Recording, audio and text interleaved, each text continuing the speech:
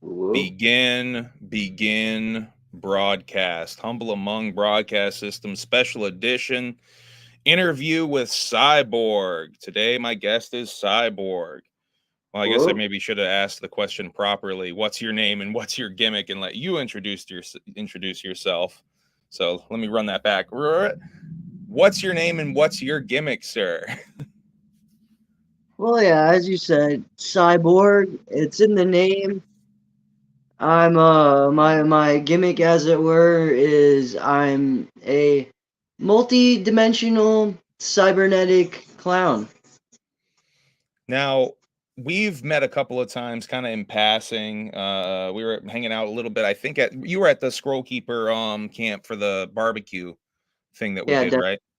I Yeah, camped out with first for Juggalo for the gathering. Yeah. yeah. So we definitely like ran into each other. But at JuggalOhio too, we got a chance at one point to kind of like sit and like talk for a little while, which was really cool. I feel like we got to know each other. And you talked, you told me quite a bit about your gimmick, and that's actually one of the reasons, the main reason actually, I wanted to get you on here. So, let's see. Let's go. So how did you get the name Cyborg? And can you tell me a little bit more about that name? I'm kind of skipping a few questions here. I'm gonna run it back though. I feel It's like all we're already good. there though. Yeah, I've just hella been into cybernetics for a long time. And like I kind of coined the name Psy from an old comic I was into, like a What web comic book? comic. It's a web comic. I don't know if you ever heard of Homestuck, but you know, it's a crazy ass little web comic. Um, that's actually dope. You brought up comic books. I was gonna ask you if you were into comic books. I think we had talked about that in Juggle, Ohio. Um, do you remember what the first comic book you ever read or got was?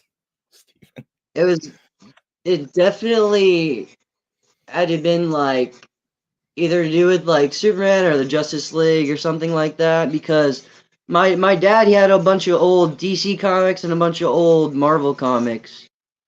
But I always like clung to like the red and blue of Superman and everything, obviously. Yeah, Like that's right. You're a big Superman. You're a big Superman as head. I remember we now talked a little bit about Superman in that room. Let's eh, see. Yeah, were you gonna say something? I don't want to interrupt you. Sorry. oh no, I was just yeah, I was just saying like I've mostly just been in like sci-fi shit, you know, but like that's why I got into sci-fi shit was like all the, you know, DC Marvel shit, you know, and comics and whatnot. What's the first song you remember hearing as a kid? Like in general, Yeah, like if you run all the way back, like think as far back as you can. What's the first song you can like remember hearing or making a mark on you as a kid, oof. if you can think of one? Well, my dad used to play like a lot of like Bob Marley type shit. He liked a little bit of like Eminem and whatnot, so you know he knew about Juggalo shit. He just wasn't like down. And it's like, you know, I had a lot of that. I had a lot of like Beatles and stuff like that. You Hell know, yeah. Um, so how did you come to find the Juggalodium? well, there was this homie in fucking my high school, like ninth grade, and I had kind of heard a little bit here and there, but it never really caught my attention or stuck. But then he finally shows me like it had to been Boogie Woogie Woo or Mad Professor or one of them, and it was like that was one of the first tracks I heard, and it was just my homie playing it for me because he was a juggalo, and he just like brought me on that shit, and I like it took me a while, but it stuck, and then like yeah, I had a great interest in it for a minute just because of how like fascinating it was, and and then like you know my family wasn't about it, so I kind of died off for a minute, but then I got hella back into it, especially when I heard Ouija. But like even before that, I was listening to like ICP out of high school, and like when I was doing like construction and shit, I would always listen to ICP. That's a good question. Do you like cyberpunk novels, specifically Neuromancer? I don't know anything specific, but I'm hella into like the whole cyberpunk genre. Definitely, obviously for like cybernetics and the futurism of it. But it's like the only books I really got into, comics and stuff like that, were like I like some of the like more esoteric vibes of like what's it called? Stephen King. But Mm, like a lot of actual like sci-fi shit, I some of the books I read were like Isaac Asimov and shit because he has really okay. cool vision. But I've never gotten to any like specific niches or specific like things for inspiration and stuff. I just kind of been like researching for a long time. So how did you get the name Cyborg? Okay, so Cyborg is something I kind of came up with. Like I said, is that character Psy from Mhm. that comic I was into because he had like red and blue eyes. He had like telepathic abilities, and he had the fucking trident on his chest, and that shit stuck out to me like so hard. And I don't know what it was about that, but like I carried that on in like my mentality and my characters and like my art stuff. And that combined with like some comic stuff I was doing on the side and like some of the people I was fucking with, they were like playing D&D and shit. So I like eventually I just made a character called Cyborg, and I kind of liked how that was, and I developed it over time through my comic work. Because I still never finished my comic. I put it into my music now. Um, What can you tell but me about your what can you tell me about your comic work actually? I've done a few rough drafts over time, but nothing really like solid. I ended up losing a lot of my drawings. Oh, that's a So bummer. yeah, it's another reason why I went into music because I just like I was bummed out at having to try to recreate everything. Um, but I pretty much ingrained it into memory now. But it's basically it's a whole story of like dimensions and how like high concept sci-fi shit. It's all about like consciousness across dimensions and like the psi wave property, which is a quantum mechanic thing, which is the psi wave propagates the quantum realm to classical. So I find that really like hard as a concept, and that whole thing is like I put that into how like this wave would be like a property of consciousness, and it's basically my main characters. They end up like contacting each other through psi wave across dimensions, and I have Blur Red, Blur. I have Cyborg, main character. So I have this other character. His name is Red, but obviously Blur Red, Red, and then basically they're just like different beings across different like structures of dimensions. And Blur is this killer clown sort of entity, goes around. He's an Atlantean. He's from Atlantis. He escaped Atlantis during like the cataclysm, the flood, and he went into space. And basically, what Blur does, he represents he represents the hatchet. He runs with the hatchet. He has a family from Atlantis that like escaped the war and all the bigotry of what was happening. And then once the cataclysm fell, he escaped with his homies and he established Callisto, which is a giant. It's definitely Dark Planet inspired, carnival planet out in like the fifth dimension because they're multiversal travelers.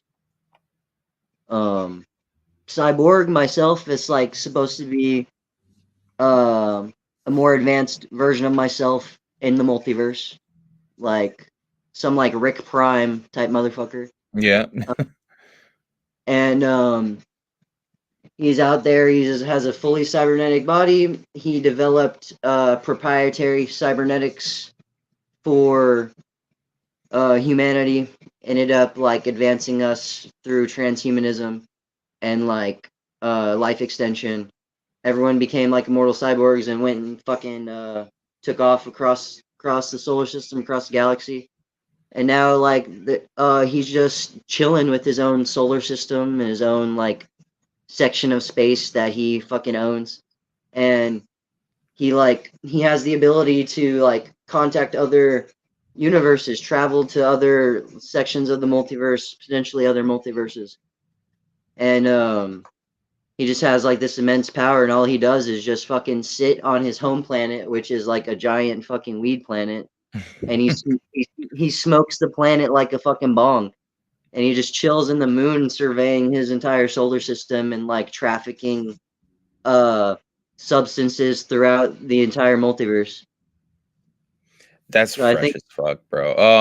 How does Hands the Hatchet fit into this though?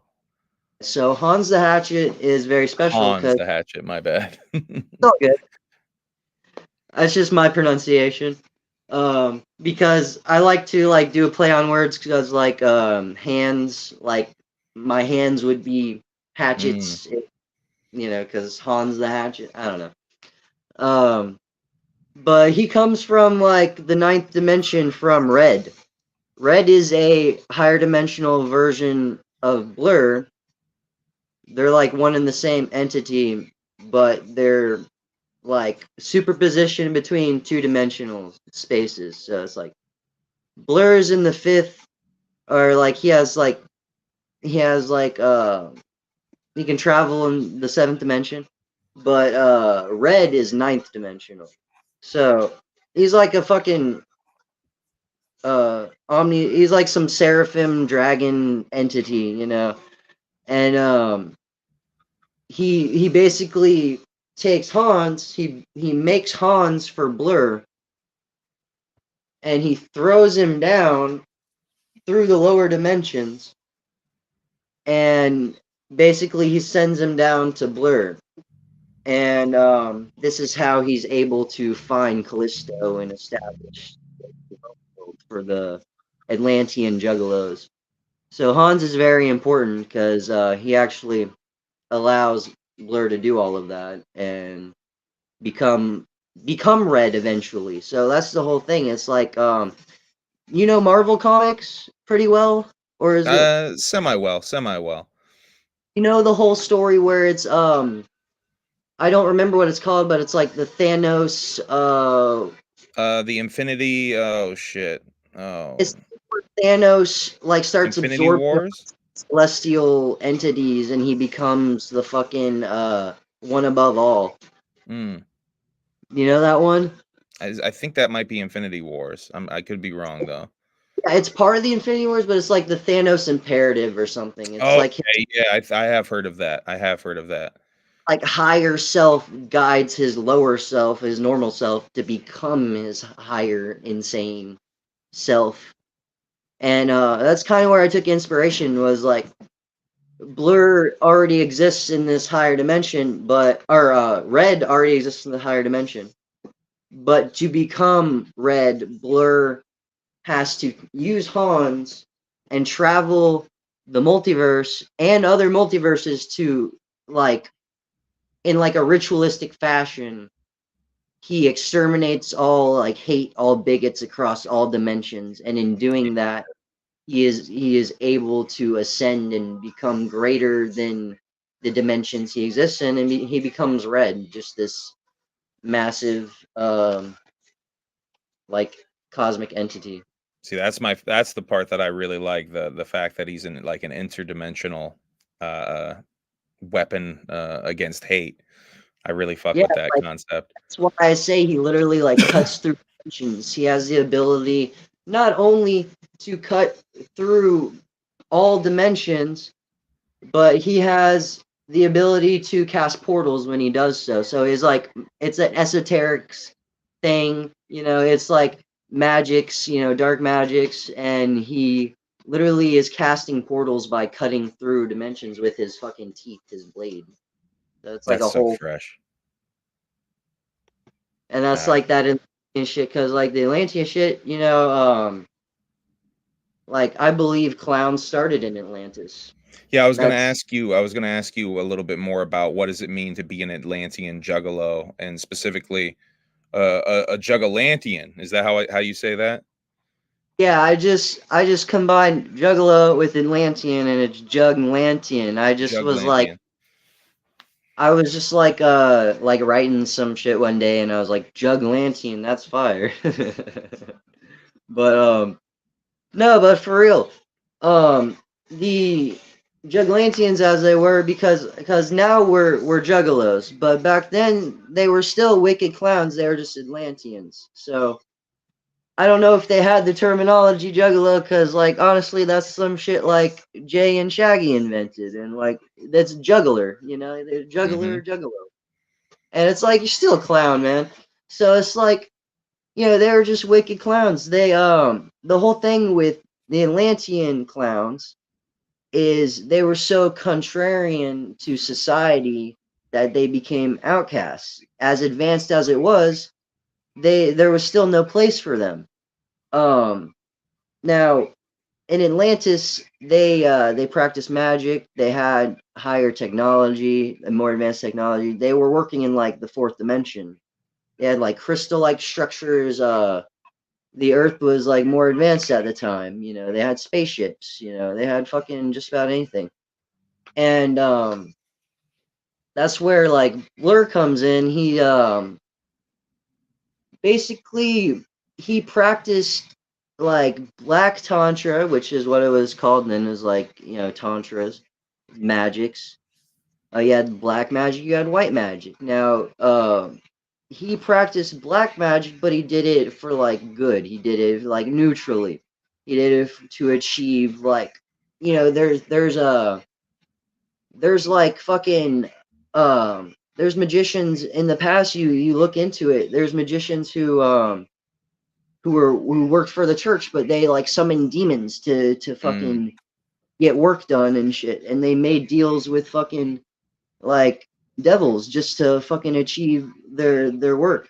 And it's like you take that concept now, and it's basically the same shit. Like they didn't give a fuck. They were clowns. They were doing it because they wanted to do it, and they didn't give a fuck what anyone thought and what the bigotry that was going on in the system, and the oncoming flood. They just wanted to get the fuck off the planet, or like do whatever they wanted until then, or fucking go underground.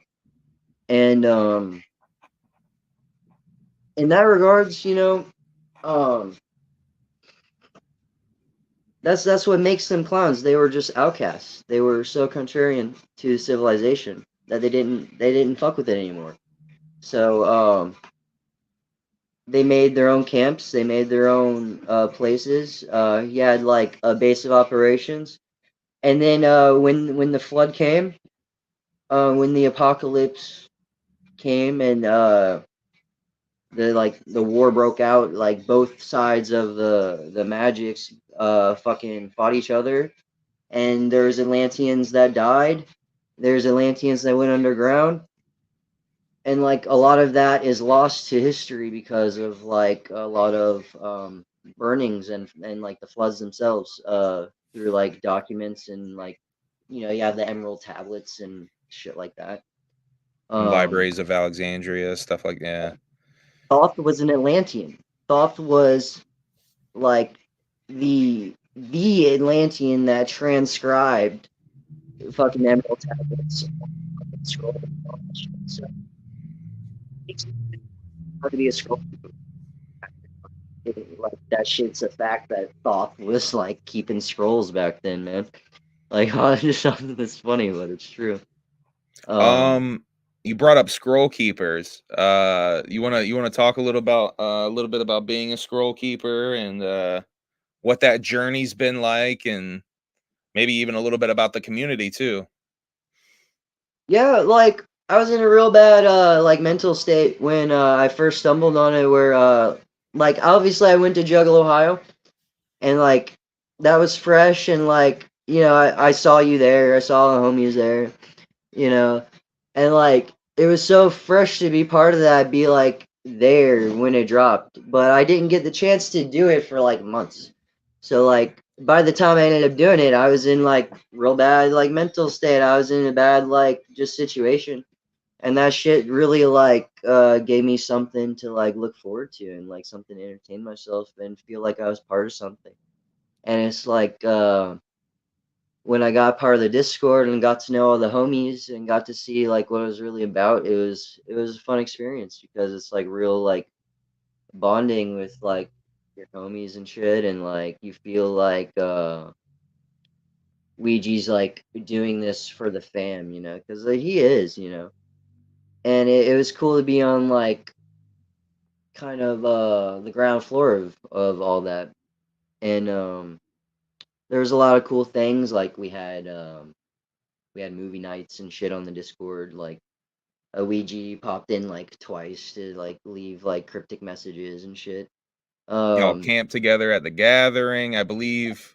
Y'all did y'all Gather. stay together at JuggalOhio too? There was a Airbnb, Yeah, I think I heard, or something. we had about a dozen of the homies out there. I think the Yeah. rest just at the Super 8, See, Super that's so 17. cool to me. It's cool to me that like it's like become like its own little sub crew. It's like Exactly. almost like its own camp. Like Camp Scroll Keepers is a thing and shit.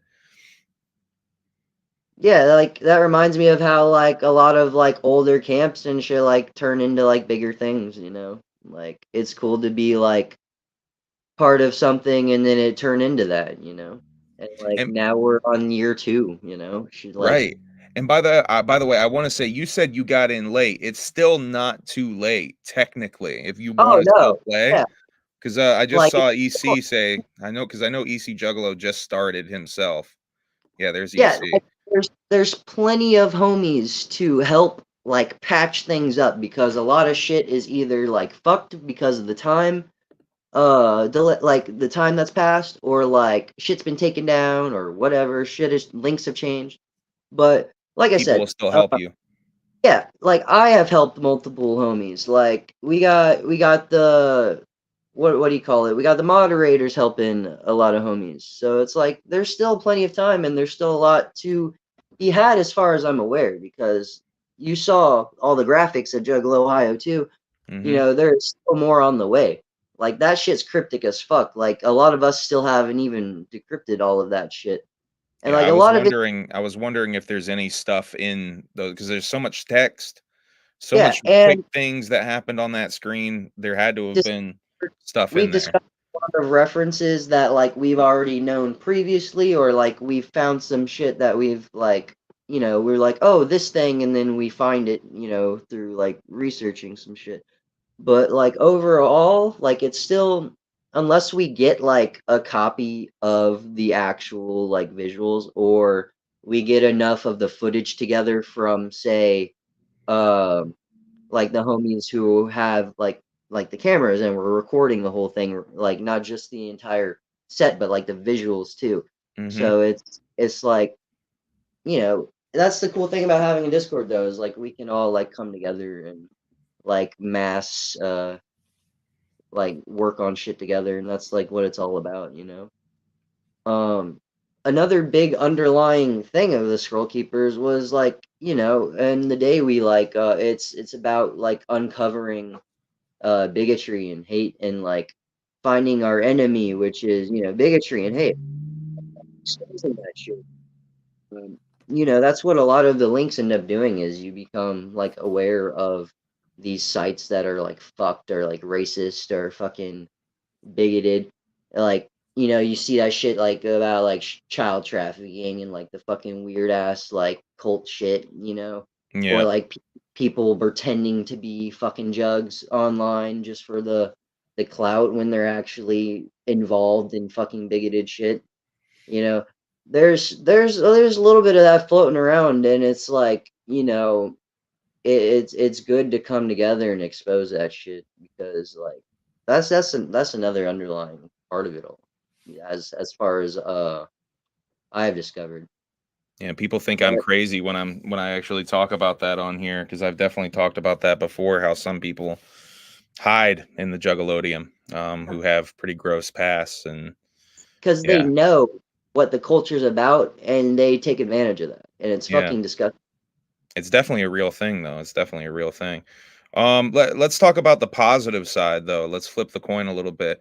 You were talking about first finding ICP and listening to I think you said Boogie Woogie Woo and Mad Professor.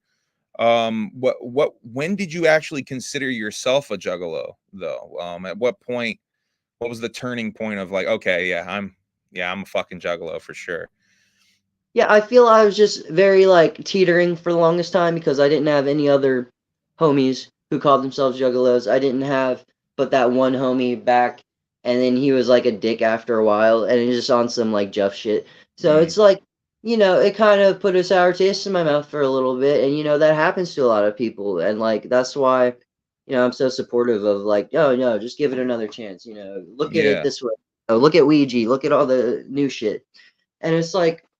Oh yeah, and it's like, I considered myself a juggalo around the time I just stopped caring what like other people would think about it, and like I've always deep down considered myself a juggalo.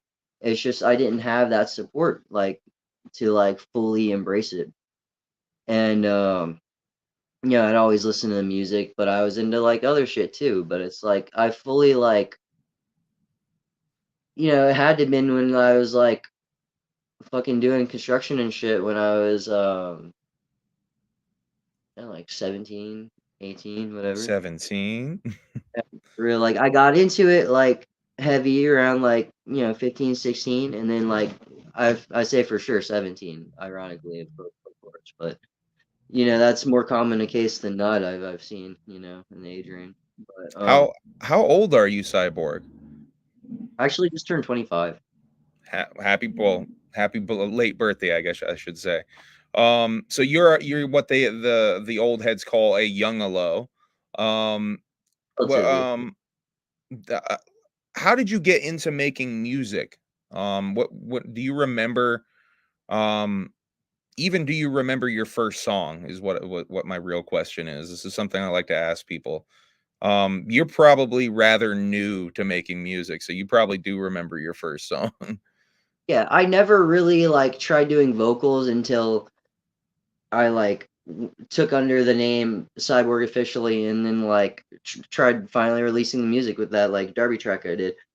But I had like always like felt like I wanted to try vocals. I just never had the confidence in myself to like lay down bars and shit. But back in the day, like especially in like high school, I was really into like EDM dubstep, and I Hell yeah. really just fucked around for a while, just making beats, and that's pretty much the extent of that. Like I have like about 3 phases where I was like making beats over the years, and that was like since like fucking again like high school, ninth grade-ish, ninth, 10th grade. That's dope as And hell. and yeah, I went for like a little like that EDM dubstep vibe at first, and then I kind of progressed it, got better, did like What more. programs, sorry to interrupt you. What programs did you use to make beats? Like I tried using FL Studio for a while, I just could never get the hang of it, and so I just used a bunch of like easy like free software shits, like some online stuff at first. I never wanted to like buy anything at first because like Mm. I didn't have an equipment. I just had my phone, and then so like I just ended up making a bunch of beats on my phone for a while, you know. And like I started off on a computer, but then I didn't have a computer, so I just started using my phone. And yeah, it's pretty cool getting the hang of like some apps and shit. I just started off like this like music maker app. It's literally called Music Maker. I found it in high school, and I just fucked around with it until I got good with it. And then it was very limited, so I like moved to other stuff. Like I had an iPhone at one point, and it just made it easier, like GarageBand stuff. And then when I went back to Android, I just decided to use like BandLab and whatnot to like mix my stuff. And like I had like two different programs I was using. One's like more like actual software, so it was cool. So I was able to get better at it. But the last time I made a beat was a couple years ago, like probably 2021, 2020. And I got all on SoundCloud now under my name. Um, Have I you got thought like, about bringing that back and maybe incorporating it into your music now that you're a vocalist as well? yeah, I did that with Flutter Go Around. I actually produced that track. It was my old track. I always say that when I perform it, I'm like, I actually produced this one.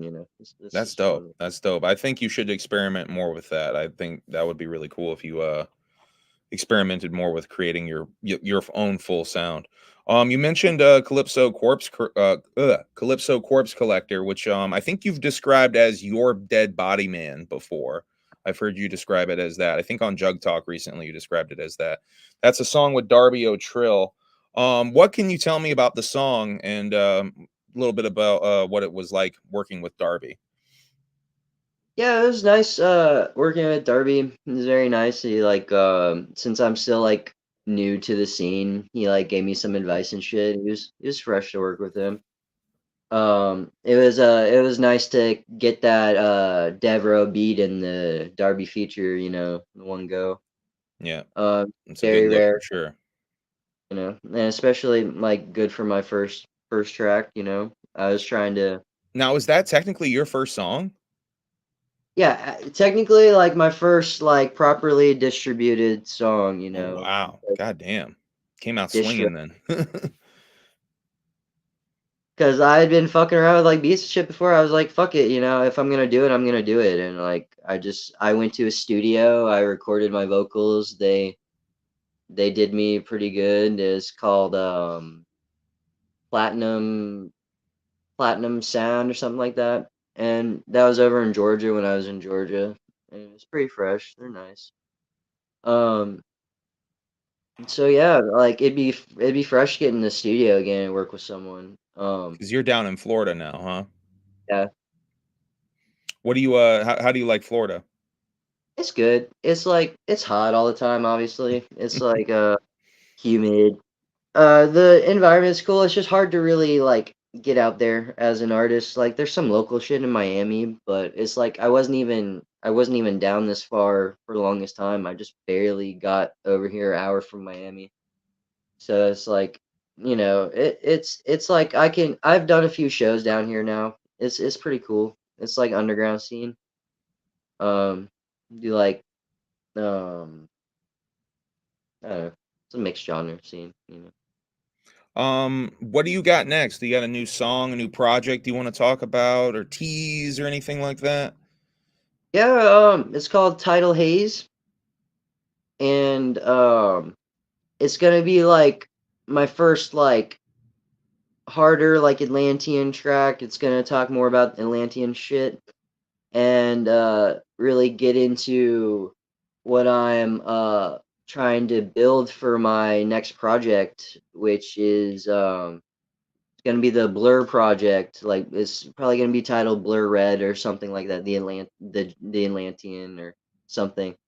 And I'm gonna go for like a Thoth vibe on like the cover or something.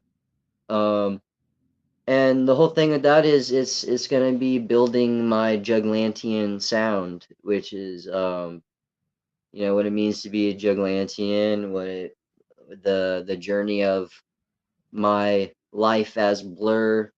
'Cause that's something I was gonna get into was these three characters are supposed to be like a trifecta, like a Lucifer, Christ, Satan kind of trifecta. So And it's they kind of all work off of each other in a way.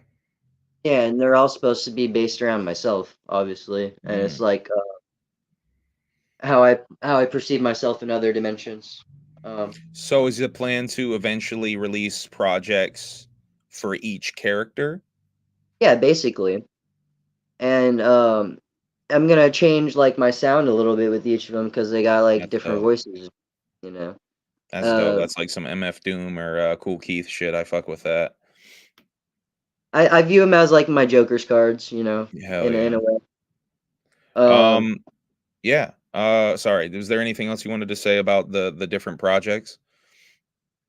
Just that Blur Red, I'm trying to get that out like before the gathering. Hell yeah. And what that is, yeah, like I said, it's gonna be like it's gonna be produced by Jigsaw, which is fire. Shouts out Um Jigsaw Killer. and um and yeah, I hope to like bring to the culture, you know. Where do you see yourself in 5 years? What do you see yourself doing, or where do you want your career to be at in 5 years? Where would your goals be? Well, I would like to produce my comic book. I feel like Hell that would yeah. be a good zone.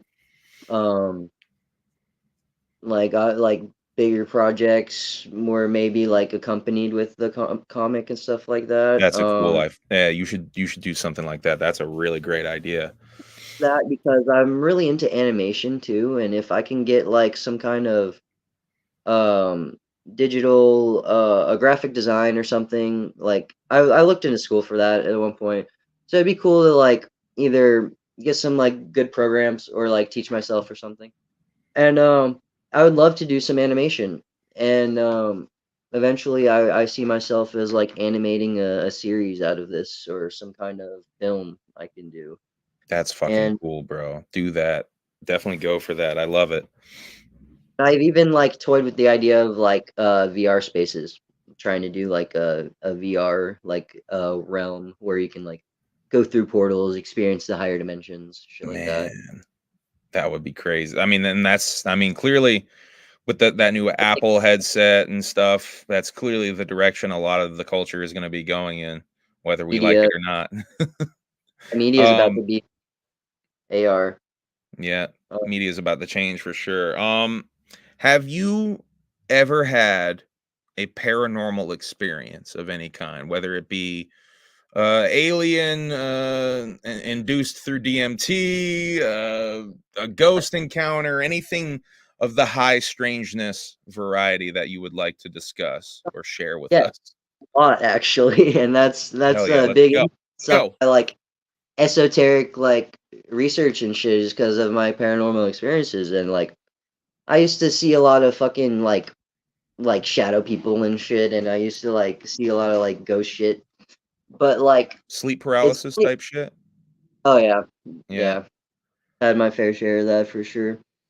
Um and it's funny you say like some aliens through DMT or some shit because like one of my craziest experiences and that like led me on this Atlantean path even harder was like it was Halloween probably like 2020 uh 2021, like I said back then, and it's like I don't even remember the year off the top of my head, but yeah, a couple years back. And this is when I was first like fucking around with acid and shit, and like heavier. And I was kind of doing like a little experiment on myself. I was doing like upping my dose every week. I would like wait a week and up the dose from the last week. And I think they call that macro dosing. I've heard that referred to as macro dosing. I actually love the concept of microdosing, even like megadosing and like some like scientific aspect. But and that's why I was like really like trying that shit out, and I still have a long way to go with that, but you know that's like some fun shit I used to do. And basically, what I had planned is on Halloween I would take 5 tabs. They're pretty strong ones. They're probably like on the higher end of the paper. Because it's like micrograms, and it was like you can have like 100 to like 160, maybe 200 max. It was like I'm pretty sure it was 160 or something like in that realm. So it was pretty potent. So it was like taking like about 7 or so, normal like tabs, and I built up to that over like 4 weeks. I done like 1, 2, 3, 5, and on the I had been like doing like a good like vegan cleanse. I was like getting my body clean. I wasn't really eating that much, and like all that shit combined, I was like really doing like some meditative shit like pretty recent. And I'm I've experienced what's it called? A lot of out of body experiences, a lot of astral projection, a lot of like what's it called? Remote viewing and stuff. Remote viewing, yep. So like I used to remote view all the time, even without like thinking about it. Like I'm a very like clear minded like person when it comes to like visuals and like my imagination and whatnot. But basically I had taken these 5 tabs. It had started getting dark, and I had my mask, right? And I had just got a new mask from the Halloween shop, and like I customized it again. This is like my second one. This is my third version, by the way. Um, version 3. The second one had like it had black straps. I like red more though. Um, so basically, I had just gotten the mask. I had been like customizing it all day, getting ready to do the acid, and like I got in like a good mindset. I got like my room good, and I had this like mirror across the room, and I was just like I had my mask like this, and I kept seeing it poke out as I like started tripping. I was like, and like I kid you not, that's why I have him with me everywhere, because this is like Blur almost kind of lives in this mask a little Mm. bit through all the acid and the manifestation and the kind of self research I've done into like all my psychedelic shit. And basically I started seeing him come to life, and he was like looking at me and laughing at me and shit. And I started like I take off my glasses, and I basically feel him like kind of like take over my body a little bit. And the whole thing with that is like I'm starting to I'm not wearing my glasses, I'm not wearing contacts. Right now I'm wearing contacts. Usually I wear contacts when I trip, but I didn't have contacts. So I just took off my glasses, and I really started like staring into the visuals. The visuals started like getting really thick, really watery, really heavy. Mm. um I was like staring into it, and I kind of like started like zoning out, and as I'm zoning out I kind of like feel myself push out of my body, but I still feel myself like anchored to my body. But I kind of feel myself visually like in my mind looking out of my eyes, very like it's called like a waking lucid state. Yeah. It's lucid dreaming. You're lucid in your awake state. It's very hard to do like through meditation, but um I've noticed that like meditative and spiritual practices are also brought out when you're on these psychedelic properties. Yeah, the veil is a Especially, little bit thinner when it's you have some assistance from these things. yeah. And so I'm like staring into the fucking visuals, and they're getting crazy. And basically, this like circle opens up in it, and it's like a fucking portal. And I just see this like higher dimensional space that can only describe it as like the fifth dimension. And I'm like seeing into it because it's very like DMT space like, but Mm. I'm tripping, it's kind of just I'm in like that same kind of mindset of like DMT, but it's very slow.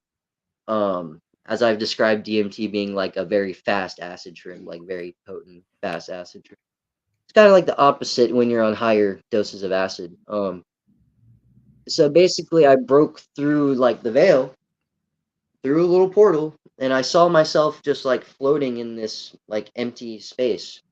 And I just see these giant alien beings, like very like non-descriptive, just like these kind of silhouette like kind of abstract beings, and they're just fucking with this giant like interdimensional like switchboard. Yeah. And there's like a dozen of them swarming the thing, and there's this one very far away from it, like very close to me when I go through this portal. And I just see him like slowly become aware of me behind him. He turns around, very surprised, and he kind of like is like, okay, he didn't say this, but I could tell he was like, you're not supposed to be here. And he Yeah. like pushes me back out. I feel like I'm literally being like pushed back out into my own body, and like the then portal kind of opens up into this like massive, infinitely feeling tall door. It's up in the sky, steps through it, and it's the being that I saw in this higher dimensional place. And he basically like stands over me, and as he's like getting closer to me, granted I know I'm in my room, but I feel like it's overlapping with the like higher dimensional space because of this being like coming in to my space. And basically I felt like how infinitely tall he was. I felt like a fucking atom. I felt like a grain of sand. I felt fucking subatomic in comparison to the scale of this entity. And I kind of just got like I got very overwhelmed, and I kind of like crawled back onto my bed kind of, and I'm like staring up into my ceiling, and my ceiling fan's spinning. It's kind of like I'm just staring up at it. And he kind of he suddenly he's like standing next to me or next to my bed, fucking looking down at me, and the ceiling seems to be again infinitely stretching upwards. And he's kind of just like looking down at me, and suddenly a bunch of them start fucking like they're just around me, like a bunch of people looking at some kind of like bug on the floor or some kind of animal on the floor. They're like fucking probing me, man. And I literally, the moment I realized they're fucking watching me and like trying to see what I am and like basically probing me, like in a non literal sense, like probing my Not mind, an probing, non-anal probe way. yeah. And yeah, they're just fucking looking down at me, fucking examining me, basically. And I feel like I literally had this image of myself on a little, like, I envisioned myself as small as a specimen on a fucking little slide that you put on a microscope. That's how it felt, like, in comparison. I felt that fucking small. Like, they were just like, what is this thing? And why was it in our space? And what is it doing? And, yeah, they all looked kind of familiar. And, it was like weird. One of them was a pyramid-like being, like one was like a sphinx-like being. Another is like looked Greek, Roman. Like they kind of just looked like your typical would be like gods of like mixed like systems. Like you have your Greek, your Egyptian, all that. But it was very specifically like Greek, Roman, Egyptian feeling. And come to find out, once I researched more into the Atlanteans later on, I found out that they were the ones who seeded, the not Mm, only mythologies, but the actual civilizations of Egypt and Rome and the Greeks and all of that. So, um, yeah, and it made sense to me after looking back on it. And looking back, I'm like, okay, I couldn't really make sense of this at the time because I was fucking peaking on five tabs, and I look back, I'm like, okay, these were fucking Atlanteans. These were goddamn higher dimensional Atlanteans that came and were like checking up on me, seeing what I was doing, and they basically made contact with me through the fucking substances. it's really And interesting that you saw them as sort of like old gods or something, or old deities. That's very odd. like, and again, like I said, the more I looked into the research, I come to find out that like Atlanteans were regarded as these gods Mm, because they were just these hyper advanced beings we couldn't understand, and they presented themselves as the gods of the new cultures of the new civilization. that's great, dude. Any other paranormal experiences? I don't know if anything's gonna top that, but goddamn. Yeah, like I always like look back on that one. I'm actually gonna turn that into like a comic, part of the comic, and probably try to make it into some songs if I can. Yeah, a song would be great. A song of that would be great. I got two But more questions. Oh, sorry, I didn't want to cut you off. I'm gonna say, it's just the shadow people shit when I was younger, and like um that's pretty much it. Like some crazy shit, but like nothing like Like, actual. was it which shadow deity or entity did you see? The Hat Man? Did you have the witch on your I chest? Any of that stuff? actually did see the Hat Man one time, and it scared the shit out of me. Honestly, I was Holy fucking fuck! like 15 or whatever. And it's like I've been seeing these things for like weeks at this point, and I was like having trouble sleeping. I was going fucking manic insane, and it's like like I just couldn't sleep, and like I remember being awake for like multiple days, and like I just felt them like converging on me after Mm. like all these days, and like I just remember like sitting up, and like I had like a bunk bed at the time because I shared it with my little brother, and I had top bunk, so I was like I felt better because I was like away from everything. But I'd always seen shit like this since I was a kid, so it's like I'm actually like terrified of this shit, you know, and actual fucking like like demons in the darkness, you know what I'm saying? Like so I seen him fucking wait, Question for mainstream, Cyborg: if you could write for one mainstream sci-fi fantasy series, what would it be? like one that's already existing. Yeah, I think he means like a pre-established property or something. Honestly, I'd really fuck with like if I could be in development of like some of the quantum technology they're gonna use in like Marvel going forward. A lot So of like the some multi. Marvel quantum shit. I have a good interest in that, but like beyond that, like I don't know anything too particularly mainstream that has to do with sci-fi and like fantasy. But I I think don't know. Marvel's a good answer, like a Marvel property. Is a specific character? Is there a specific character in Marvel you would like to write for? Not necessarily. I like the high concept sci-fi shit they're doing now with the quantum realm and quantum technologies because it's like still cutting edge technology even in the real world. So they're like they're actually having to like develop that shit. That's why it's taking so long in the actual like D MCU is because they're actually having to like wait for new science to come up, and so they don't get something wrong and look Mm. stupid.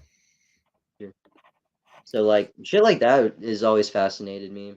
Um Aside from that, yeah, like I'm really into like the multiversal shit too. So like they're gonna be doing a lot more of that going forward. It seems like everything is doing just a little bit of multiverse and quantum physics and stuff like that right now.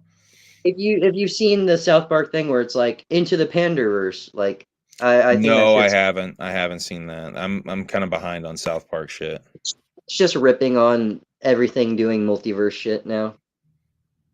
Um, I have two more questions, and then we're gonna wrap this up, I think. What does being? We kind of touched on this already, but I'll ask it proper. What does being a juggalo mean to you specifically? You, what does the being a juggalo mean? To me, it means, you know, family. It means to, respect, each other and don't tolerate hate like whatsoever. Like I like the term like exterminate hate um before it's too late or whatever. I view the bigotry and the hate as like an actual disease to mankind. I view the juggalos and the culture as just like the cure, but like as a good example of like what it should mean to be not just like people, but like a culture, a community. And that whole family mentality is like something that has like gotten me through so much as a person.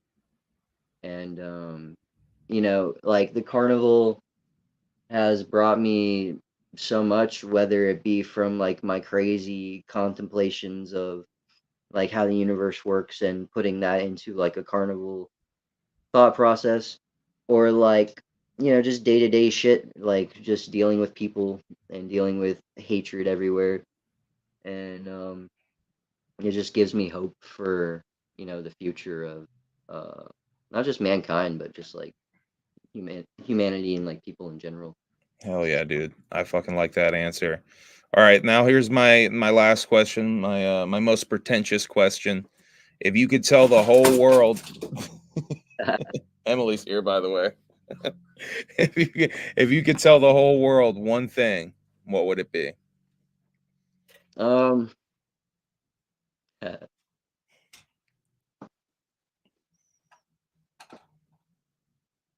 I can tell the whole world. I don't know, man. That that that we need to just end the hate. I don't know, like in the concept of the whole world, we're just fucking around. We're wasting time. We're just being stupid and mass manipulated by fucking everyone and everything in our lives, even behind the curtain, fucking literally everything. And there's so much we don't know, and there's so much that's kept from us just to make us